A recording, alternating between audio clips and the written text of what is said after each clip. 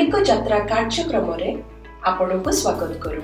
आसंतु आमे पालक प्रेमाशीष सतमान को द्वारा लिखित आजिर डिवोशन विषय रे चर्चा करिबा।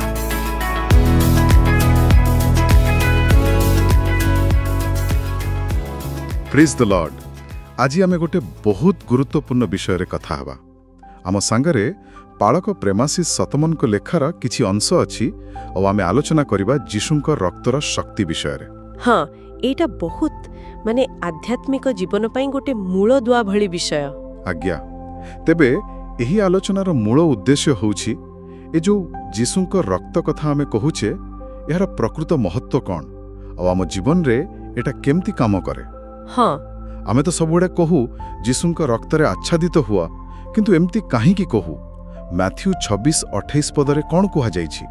सेठी लिखा अछि ए रक्त अनेकंक पाप क्षमा निमंते पातित होइछि। एठी गोटे बड़ कथा अछि। माने आमे भाबु रक्तटा केवल सुरक्षा पाई, किंतु एहार मूल काम होछि पाप क्षमा। हाँ, एई पाप क्षमा कथाटा एटा बुझिबा एते जरूरी काहींकी? देखंतु, एटा जरूरी कारण एहा आमरा और परमेश्वरंक भितरे थिबा संपर्क को सीधा प्रभावित करे। शैतान को अभियोगकारी बोली कुहा जाय ना, ताहार काम कौन? हाँ, सेटा तो से आमर पुराना भूल सबु मने पकई दब, हमको दोषी लज्जित अनुभव करेब। जेमति कि आमे परमेश्वरंक पाखकु जीवाकु योग्य नहु। बिल्कुल, आमे निजको अयोग्य भाबिबा आरंभ करू। एटा ही तार चाल। हाँ, एटा बहुत लोक अनुभव करंती। मु जाने मते क्षमा मिलिछि, किंतु से दोष भावनाटा जाएनी। तबे एहार समाधान कोन? समाधानटा माने बहुत शक्तिशाली। जीशुंका रक्त कौन करे जानती? एहा खाली पाप को घोड़े दिएनी। ओहो, एहा पूरा पूरी धोई दिए, संपूर्ण भावे धोई दिए। हाँ, माने परमेश्वरंक आगरे आम नारे आउ कोनोसी अभियोग रहेनी, किछि भी नुहे। शैतान जेते पार्टी करूथाउ पछे जीशुंक रक्त तार सबु कथा को चुप कर दिए। सेथि पई रोमियो 8:1 रे लेखा अछि, तेणु जो माने ख्रीष्ट जीशुंक ठारे अछंती सेमानंक प्रति वर्तमान कोनोसी दंडाज्ञा नाही।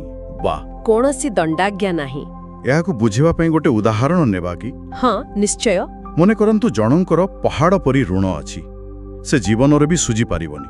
हठात जणे केही आसिले आउ तांकर सबु ऋण पैसा पैसा करी सुझी देले पूरा पूरी। एबे से ऋणदाता आउ किछि दाबी करि पारिबो कि? ना, बिल्कुल नुहे। ठीक सेमेती जीशुंक रक्त आम पापर ऋण को सबुदिन पई परिशोध करि सारिछि। एटा किछि नियम पाळी पाइबा कथा नुहे। हाँ, एटा विश्वास रे ग्रहण करिबारे कथा। आउ गोटे कथा, एही सत्य को खाली मुंडरे जानिले हबनी, एथिरे बंचिबा को पड़िबो। माने जेतेबेले जाने सत्तरे विश्वास करे जे से पूरा क्षमा पाइछि, परमेश्वरंकर संतान भावे ग्रहणीय होइछि, सेतेबेले जाई पाप हेउ कि निशा कि अवसाद जेकोनोसी बंधन उपरे विजय मिले। कारण से दंडर भय रे बंचेनी ना, से पुत्र तोर अधिकार रे बंचे स्वाधीन भावरे। ताहले एई जो आलोचना आमे कले तारे मुख्य कथा हेला जे जीशुंक रक्तर सबुठु बड़ शक्ति होछि पाप क्षमा। आउ एही पाप क्षमा आमकु दंडाज्ञारू पूरा मुक्त करे। हाँ, आउ परमेश्वरंक पाखकु निर्भरे जीवार अधिकार दिए। आउ एई मुक्ति ही जीवनर बाकी सबु क्षेत्र रे विजयर मूलदुआ। बिल्कुल। एबे गोटे प्रश्न रहिला आम पई, आपणक पई, समस्तंक पई।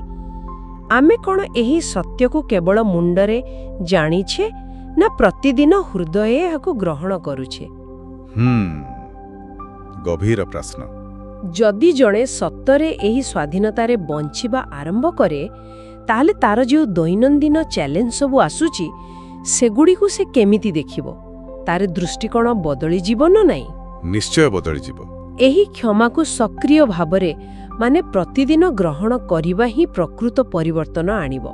आजिरो ही चमत्कार आलोचना पालक प्रेमाशीष सत्तमानंकर लेखा उपरे आधारित थिला। बहुत भलो लागिला। हाँ, बहुत गुरुत्वपूर्ण कथा सब आमे सिखिले। तेबे आसंतु आमे समस्ते चेष्टा करिबा प्रभु जीशुंकर रक्त द्वारा जो क्षमा आउ विजय आमको मिलिछि सेटाकु प्रतिदिन मने पकेइबा आउ सेथिरे ही आम जीवन बितेइबा। आमेन। आमेन।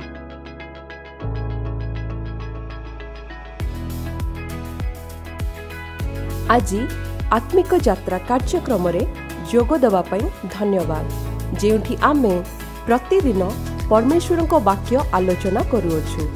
जदि एही कार्यक्रम आपनको आशीर्वाद देइयोछि तेबे एहाकु आपना फैमिली आउ फ्रेंड्स व्हाट्सएप ग्रुप रे शेयर करंतु। आसंता काली पुणी देखा हबा। धन्यवाद।